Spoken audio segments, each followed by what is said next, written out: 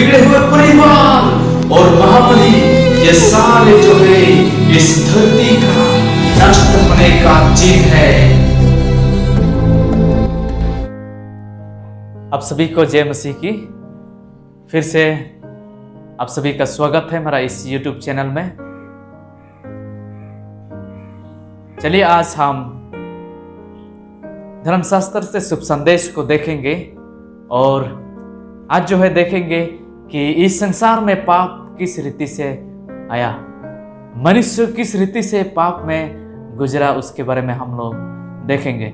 उससे पहले कि चले हम छोटे से दुआ करेंगे। महान जीवित परमेश्वर पिता, हम धन्यवाद देते हैं सुंदर समय के लिए। प्रार्थना करता हूं कि प्रभु आप हमें अगुवाई कीजिए। जैसे हम आज पाप के विषय में हम पढ़ते हैं प्रभु, अध्ययन जैसे करते हैं, आप हमें मदद कीजिए ताकि हम समझ पाए और आपकी महिमा और आदर करने सके। प्रार्थना करता हूं कि हमें समझने के लिए शक्ति दीजिए। जितने लोग देख रहे हैं प्रभु, समझने के लिए शक्ति दीजिए कि ये पाप की जो समस्या है इसका भी हाल है आपके पास। प्रभु हमें अगुवाई कीजिए और मदद कीजिए। ये दुआ हम प्रभु यीशु नाम से मांगे, आमीन। हम देखे थे बीते हुए मेरा वीडियो में कि मनुष्यों को परमेश्वर ने किस रीति से सृष्टि किया था, यानी इस संसार को परमेश्वर ने किस रीति से सृष्टि किया। और आज हम थोड़ी देर हम देखेंगे कि परमेश्वर ने किस किस अधिकार पर मनुष्यों को दिया। हम उत्पत्ति उसकी 1 अध्याय का 27 को देखते हैं। कहते हैं कि तब परमेश्वर ने मनुष्यों को अपने स्वरूप के अनुसार उत्पन्न किया, अपने ही स्वरूप के अनुसार परमेश्वर ने उसको उत्पन्न किया, नर और नारी करके उसने मनुष्यों को सृष्टि की। हम यहाँ पे देखते हैं कि परमेश्वर जो है मनुष्यों को निष्कलंक यानी निष्पाप, जैसे परमेश्वर है वैसे ही पवित्र मनुष्यों को सृष्टि किया। हम देखेंगे कि मनुष्यों को किस रीति से परमेश्वर अधिकार देता है। उत्पत्ति 1:28 में कहते हैं कि और परमेश्वर ने उनको आशीष दी और उनसे कहा, फूलो फलो और पृथ्वी में भर जाओ और उसको अपने वश में कर लो, और समुद्र की मछलियां तथा आकाश के पंछियां और पृथ्वी पर रहने वाले सब जंतुओं पर अधिकार रखो। परमेश्वर ने मनुष्यों को आशीर्वाद किया था। पाप पृथ्वी में घुसने से पहले ही, मनुष्य पाप में घुसने से पहले, पाप करने से पहले ही परमेश्वर ने मनुष्यों को आशीर्वाद किया था। और इसी रीति से आज हम देखते हैं कि परमेश्वर का जो आशीर्वाद है, कहा था कि तुम फूलो फलो और पृथ्वी में भर जाओ। और इसी आशीर्वाद के द्वारा आज भी हम मनुष्य जो है फूलते फलते और पृथ्वी पर भरे हुए हैं। आज तक हम उस आशीर्वाद को देखते हैं। और परमेश्वर ने कहा, तब परमेश्वर ने जो मनुष्य को बनाया था उसको परमेश्वर ने कहा कि जब यहोवा परमेश्वर ने आदम को लेकर एदेन की भट्टिका में रख दिया, तब परमेश्वर यहोवा ने क्या किया, आदम को जब बनाने के बाद उसने एदेन का भट्टिका में रख दिया कि वो अपने काम करे और उसकी रक्षा करे। और यहोवा परमेश्वर ने आदम को यह आज्ञा दी कि भट्टिका के सब वृक्ष का फल बिना खट के खा सकते हैं। परमेश्वर ने आदम को, यानी पहला मनुष्य जो हम अब बाइबल में पाते हैं कि पहला इंसान को परमेश्वर ने उस भट्टिका को रखा ताकि उस भट्टिका में बिना खट के वो फल फूल, उस वृक्ष का फल फूल को वो खा सके। 17 में कहते हैं, उत्पत्ति 2 अध्याय 15 से हम पढ़ रहे हैं और 17 पद में कहते हैं कि पर भले या बुरे के ज्ञान का जो वृक्ष है उसका फल तू कभी ना खाना, क्योंकि जिस दिन तू उसका फल खाएगा उसी दिन अवश्य मर जाएगा। परमेश्वर ने मनुष्यों को रचाया था अपने ही स्वरूप पवित्रता के साथ, और परमेश्वर ने निष्कलंक मनुष्यों को बनाया था और उसने उसको ये आज्ञा दिया था कि तुम उस भट्टिका के बीच में जो भला बुरा ज्ञान देने वाला वृक्ष है उस वृक्ष का फल को तुम नहीं खाना। फिर यहोवा परमेश्वर ने आदम को कहा था कि तुम उस भटिका के सारे वृक्ष का फल खा सकते हो, लेकिन ये आज्ञा है कि तुम वो बीच वाले जो पेड़ है, भले बुरे का ज्ञान का पेड़ है, उसका फल तुम नहीं खाना। क्या होता है हम आगे जाके उत्पत्ति 3 अध्याय में हम देखते हैं। कहते हैं कि यहोवा परमेश्वर ने जितने बनेलू पशु बनाए थे उन सब में से सर्प धूर्त था, यानी सांप जो था सारे सृष्टि में से वो बहुत चालाक और चतुर था। उसने स्त्री से कहा, यानी पहला स्त्री जो पृथ्वी में रचाया गया था, जो पहला नरी, उसको कहा, क्या सच है कि परमेश्वर ने कहा तुम इस भटिका के किसी वृक्ष का फल ना खाना? यहाँ पे शैतान जो है सांप का रूप धारण करके हवा के पास यानी स्त्री के नरी के पास आता है और कहते हैं कि क्या सचमुच में परमेश्वर ने कहा कि तुम इस भटिका के फल को ना खाना?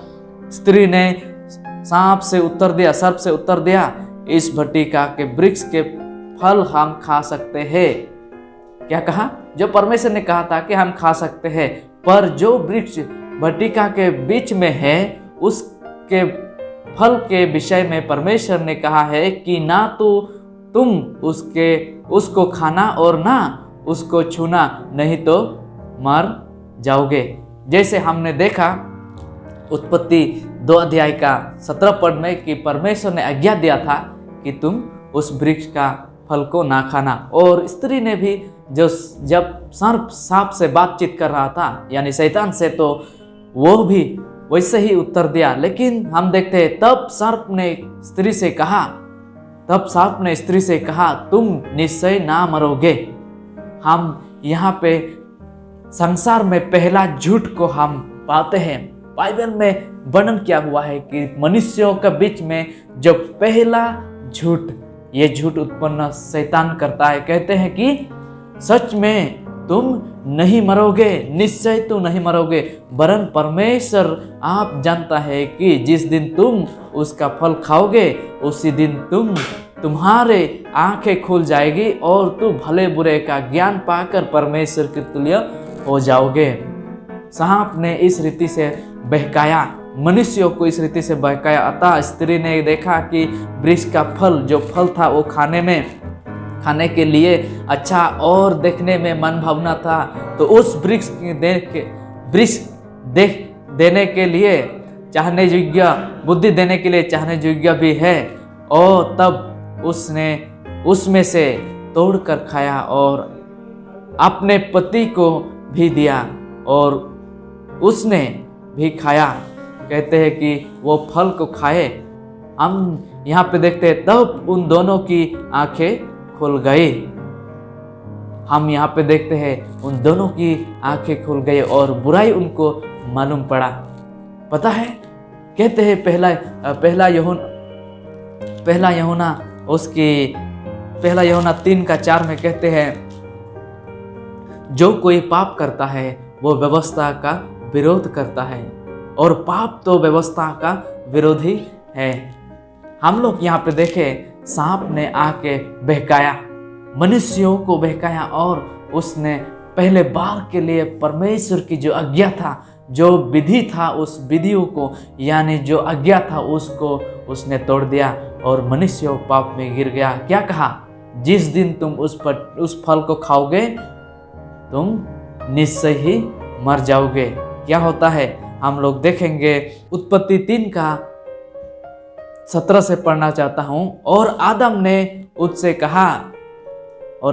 उनसे कहा तूने जो अपने पत्नी की बात सुनी और जिस वृक्ष के फल के विषय में मैंने तुझे कहा था, आज्ञा दी थी कि तू उसके ना खाना, उसको तूने खाया है, इसीलिए भूमि तेरे कारण श्रापित है। तू उसी की उपज जीवन भर दुख के साथ खाया करेगा। जब परमेश्वर की आज्ञा उल्लंघन हुआ तो क्या हुआ? हम यहाँ पे देख पाते हैं कि जीवन भर के लिए दुख का वो खाया करेगा कहते हैं। और वो कहते हैं कि सारे वृक्ष का फल कांटे उगाएंगे और खेत के उपज तू खाया करेगा। पाप के बाद ही हम खेत के उपज खाने के लिए शुरू किया है और अपने माथे की पसीने की रोटी खाया करेगा। और आज हम देखते हैं कि जब तक हम पसीना नहीं बहाते हैं तब तक हमारी रोटी नहीं आते हैं। और यहाँ पे लिखा हुआ है कि और अंत में मिट्टी में मिल जाएगा, क्योंकि तू उसी में से निकाला गया है। तू मिट्टी तो है और मिट्टी में ही फिर मिल जाएगा। आज पाप ने हम सभी के बीच में मृत्यु लाया है, सभी लोगों के बीच में मृत्यु लाया है। आज जो कोई इस संसार में पैदा होता है उसका इस अनुभव के साथ जाना पड़ता है कि उसको मृत्यु को सामना करना पड़ता है, क्योंकि धर्मशास्त्र में लिखा हुआ है कि मनुष्य ने पाप किया और पाप का मजदूरी जो है वो मृत्यु है। पाप का मजदूरी जो वो मृत्यु है। हम रोमियो उसकी 6 का हम 23 को पढ़ते हैं। रोमियो 6 अध्याय का 23 यहाँ पे कहते हैं क्योंकि पाप की मजदूरी तो मृत्यु है। और पहला इंसान, संसार के आदि माता पिता जो थे, पहला इंसान ने इस पृथ्वी में पाप किया और पाप के वजह से मृत्यु हुआ। तो आज हम लोग देखें कि किस रीति से परमेश्वर ने हम लोग को निष्कलंक निष्पापी बनाया था, लेकिन शैतान ने बहकाया और उसके वजह से पृथ्वी में पाप आया और पाप का फल मृत्यु है। क्या आप जानते हैं कि इस पाप से भी निकालने के लिए परमेश्वर के सामने में योजना है। अगर आप इस योजना को जानना चाहते हैं, इस वीडियो को लाइक कीजिए, शेयर कीजिए और लोगों तक पहुंचाइए ताकि वे भी शुभ संदेश को जानने सकें और परमेश्वर आप सभी को आशीर्वाद करे। हम फिर मिलेंगे एक नया वीडियो के साथ। तब तक के लिए परमेश्वर आप सभी को भला चंगा रखे। चलिए हम प्रार्थना करेंगे। महान जीवित परमेश्वर पिता, धन्यवाद कि प्रभु आज हमें आपने ज्ञान बुद्धि दी है कि हम पाप को जानने सके। प्रार्थना करता हूँ अगला जब वीडियो हम देखते हैं कि प्रभु पाप से कैसे आप हमें छुटकारा देते हैं, प्रार्थना करता हूँ तब तक के लिए हमें भला चंगा रखिए ताकि हम जान सके कि आपका शुभ संदेश मनुष्यों के लिए क्या योजना है। प्रार्थना करते जितने लोग देख रहे हैं उसे आप आशीर्वाद कीजिए, अगुवाई कीजिए प्रभु ताकि समझ सके। प्रार्थना करता हूँ हमारी इच्छा नहीं बल्कि प्रभु आपके इच्छा के अनुसार आशीर्वाद कीजिए। ये दुआ हम प्रभु यीशु नाम से मांगे, लेकर स्वर्ग में सुनर ग्रहण कर, आमीन। परमेश्वर आप सभी को आशीर्वाद करें। धन्यवाद। जय मसीह की।